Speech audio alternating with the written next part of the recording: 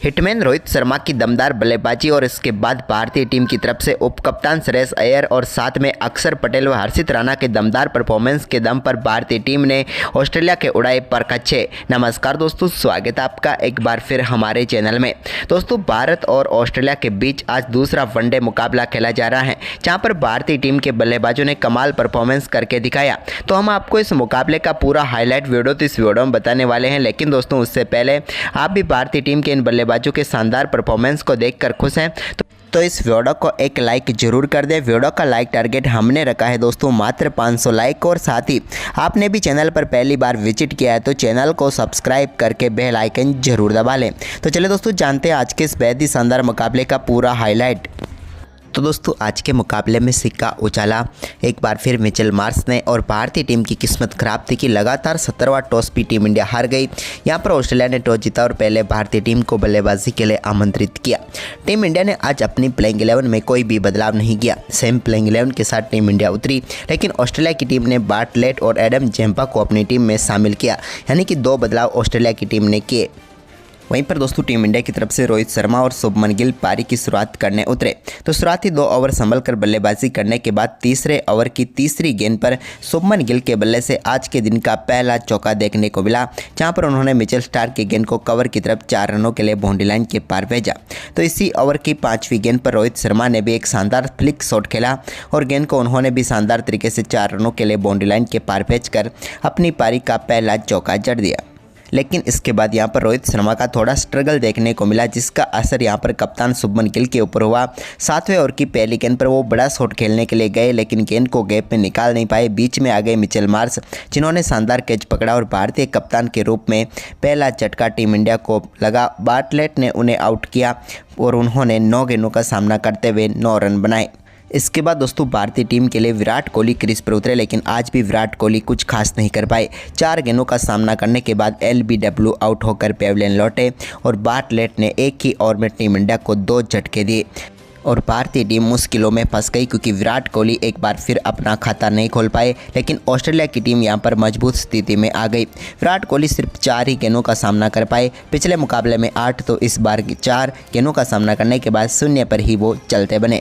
इसके बाद दोस्तों, यहां पर रोहित शर्मा ने अपना खेल में शानदार तरीके से सुधार किया। 8वें ओवर की 5वीं गेंद पर उन्होंने हेजलवुड के सामने एक बड़ा शॉट खेला और गेंद को 4 रनों के लिए बाउंड्री लाइन के पार भेज दिया। ये उनके बल्ले के से निकला हुआ हेजलवुड के सामने पहला चौका था।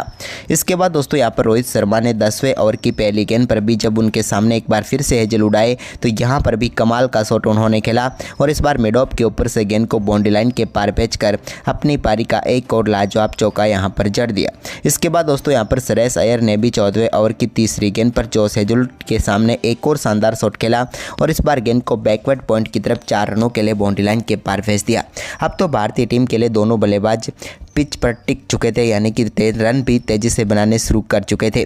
16वें ओवर की चौथी गेंद पर बार्टलेट की एक और गेंद को बड़े शॉट में तब्दील किया श्रेयस अय्यर ने और शानदार तरीके से 4 रनों के लिए बाउंड्री लाइन के पार भेजा कवर के ऊपर से।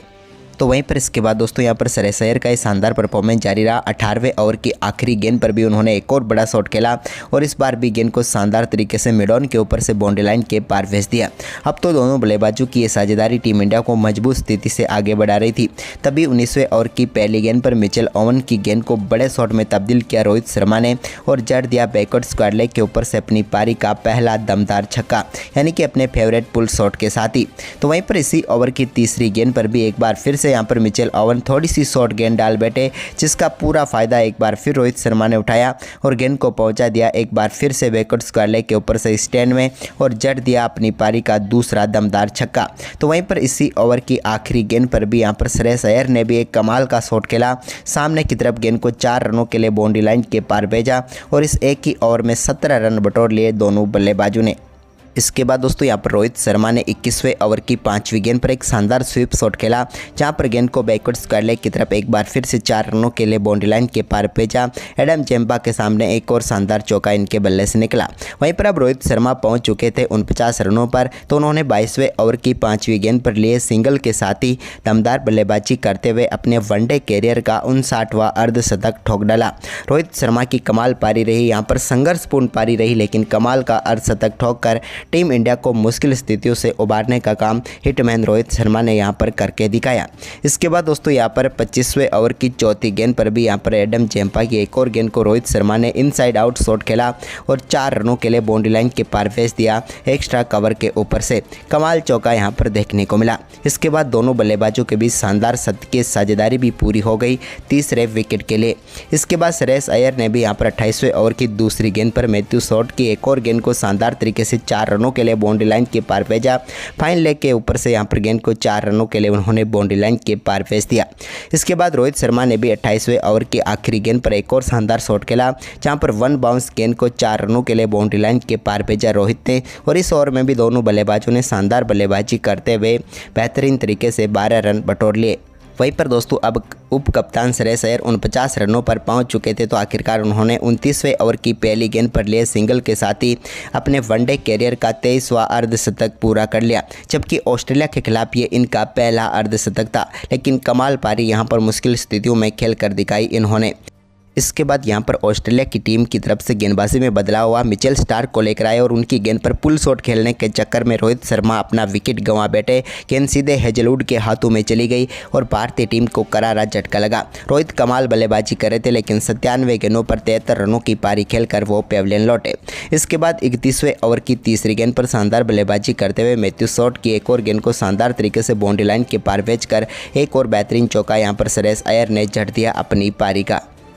इसके बाद दोस्तों यहाँ पर अक्षर पटेल ने भी अपना शानदार खेल दिखाया और यहाँ पर शानदार बल्लेबाजी करते हुए एक बेहतरीन चौका उनके बल्ले से देखने को मिला मिचेल स्टार्क के सामने, जब उन्होंने गेंद को शानदार तरीके से फाइन लेग की तरफ 4 में तब्दील कर दिया। तो इसके बाद 32वें ओवर की आखिरी गेंद पर भी एक और कमाल का शॉट उन्होंने खेला। एक और ब्यूटीफुल ड्राइव के जरिए एक बेहतरीन चौका उनके बल्ले से देखने को मिला, यानी कि अक्षर ने बैक टू बैक चौके यहाँ पर मिचेल स्टार्क को झड़ दिए। इसके बाद श्रेयस अय्यर ने भी यहाँ पर एडम जेम्पा के 33वें ओवर की तीसरी गेंद को बेहतरीन तरीके से फिर से एक्स्ट्रा कवर के ऊपर से बाउंड्री लाइन के पार भेजा और एक और लाजवाब चौका उनके बल्ले से देखने को मिला। लेकिन इसी बीच शानदार वापसी यहाँ पर एडम जेम्पा ने कर डाली और 33वें ओवर की चौथी गेंद पर उन्होंने श्रेयस अय्यर को पेविलियन भेज दिया। श्रेयस अय्यर यहाँ पर बड़ा शॉट खेलने के लिए जरूर गए, लेकिन बल्ले का इनसाइड एज लगा, गेंद स्टंप पर जाकर लगी और भारतीय टीम को उप कप्तान के रूप में एक और करारा झटका लगा। 77 गेंदों पर 61 रनों की पारी खेलकर श्रेयस अय्यर पेविलियन लौटे। तो वहीं पर इसके बाद दोस्तों केएल राहुल ने भी 37वें ओवर की पहली गेंद पर तो एडम जेम्पा को एक बड़ा शॉट खेला और एक्स्ट्रा कवर के ऊपर से चौका जड़ दिया, जहां पर हल्की सी मिसफील्ड की वजह से 4 रन मिले।